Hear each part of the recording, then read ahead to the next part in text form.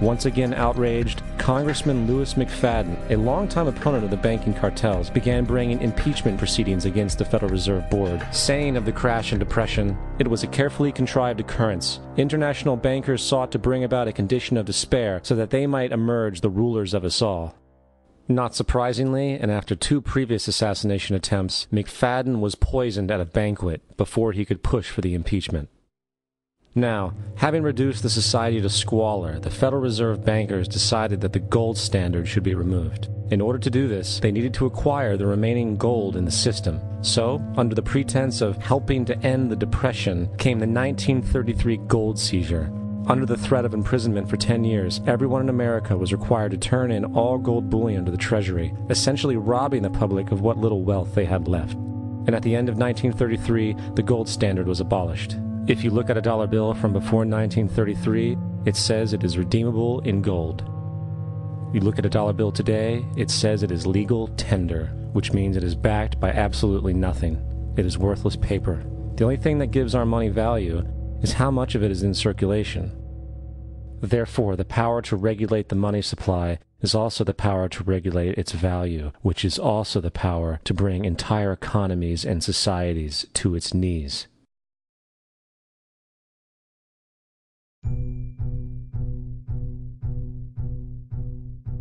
It's important to clearly understand the Federal Reserve is a private corporation. It is about as Federal as Federal Express. It makes its own policies and is under virtually no regulation by the U.S. government. It is a private bank that loans all the currency at interest to the government, completely consistent with the fraudulent central banking model that the country sought to escape from when it declared independence in the American Revolutionary War. Now, going back to 1913, the Federal Reserve Act was not the only unconstitutional bill pushed through Congress. They also pushed the federal income tax. It's worthwhile to point out that the American public's ignorance towards the federal income tax is a testament to how dumbed down and oblivious the American population really is. First of all, the federal income tax is completely unconstitutional, as it is a direct, unapportioned tax. All direct taxes have to be apportioned to be legal based on the Constitution. Secondly, the required number of states in order to ratify the amendment to allow the income tax was never met, and this has even been cited in modern court cases.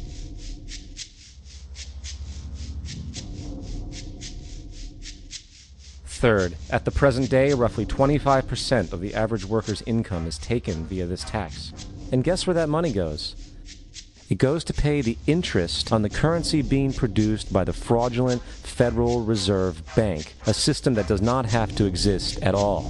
The money you make working almost 3 months out of the year goes almost literally into the pockets of the international bankers who own the private Federal Reserve Bank.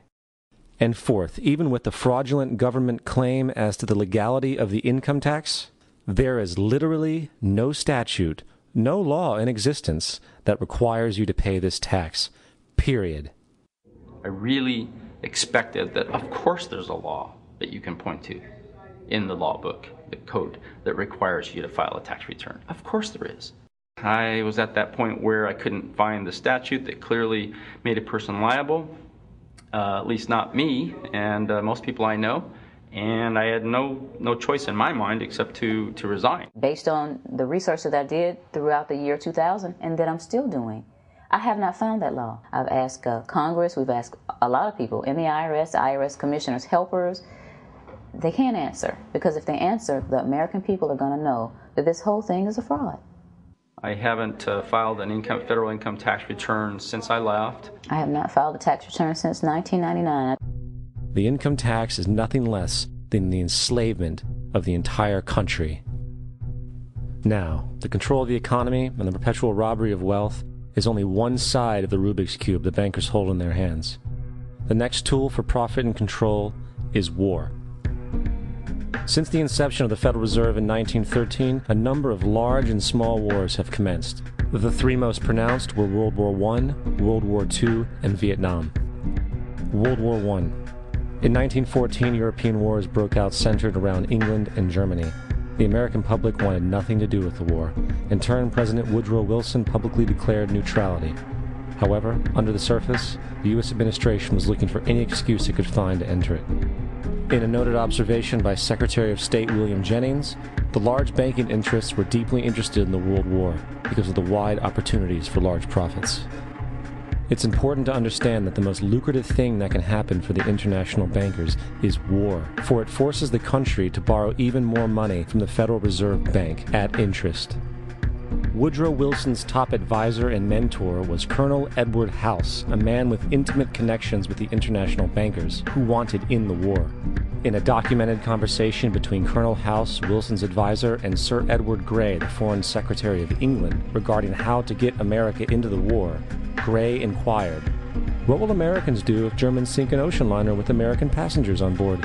House responded, "I believe that a flame of indignation would sweep the United States, and that by itself would be sufficient to carry us into war." So, on May 7, 1915, on essentially the suggestion of Sir Edward Grey, a ship called the Lusitania was deliberately sent into German-controlled waters, where German military vessels were known to be. And, as expected, German U-boats torpedoed the ship, exploding stored ammunition, killing 1,200 people.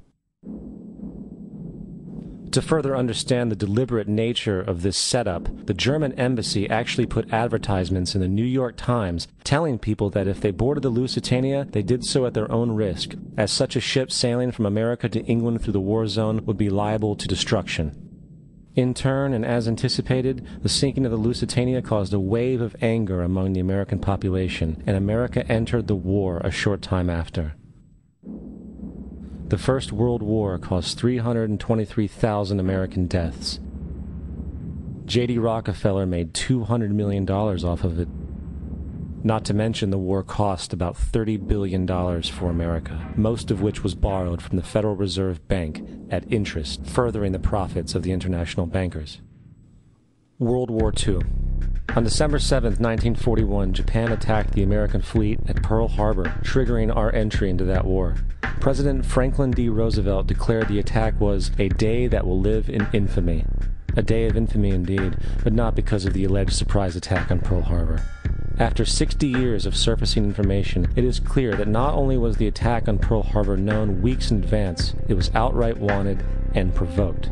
Roosevelt, whose family had been New York bankers since the 18th century, whose uncle Frederick was on the original Federal Reserve Board, was very sympathetic to the interests of the international bankers, and the interest was to enter the war, as we've seen, nothing is more profitable for international bankers than war. In a journal entry by Roosevelt's Secretary of War Henry Stimson, dated November 25, 1941, he documented a conversation he had with Roosevelt. The question was, how should we maneuver them into firing the first shot? It was desirable to make sure the Japanese be the ones to do this, so that there should remain no doubt as to who were the aggressors. In the months leading up to the attack on Pearl Harbor, Roosevelt had done almost everything in his power to anger the Japanese, showing a posture of aggression. He halted all of Japan's imports of American petroleum. He froze all the Japanese assets in the United States. He made public loans to nationalist China and supplied military aid to the British, both enemies of Japan in the war, which, by the way, is completely in violation of international war rules. And on December 4th, 3 days before the attack, Australian intelligence told Roosevelt about a Japanese task force moving towards Pearl Harbor. Roosevelt ignored it. So, as hoped and allowed, on December 7th, 1941, Japan attacked Pearl Harbor, killing 2,400 soldiers. Before Pearl Harbor, 83% of the American public wanted nothing to do with the war. After Pearl Harbor, 1 million men volunteered for the war. It is important to note, Nazi Germany's war effort was largely supported by two organizations, one of which was called IG Farben. IG Farben produced 84% of Germany's explosives, and even the Zyklon B used in the concentration camps to kill millions. One of the unspoken partners of IG Farben was J.D. Rockefeller's Standard Oil Company in America. In fact, the German Air Force could not operate without a special additive patented by Rockefeller's Standard Oil. The drastic bombing of London by Nazi Germany, for example, was made possible by a $20 million sale of fuel to IG Farben by the Rockefeller Standard Oil Company. This is just one small point on the topic of how American business funded both sides of World War II.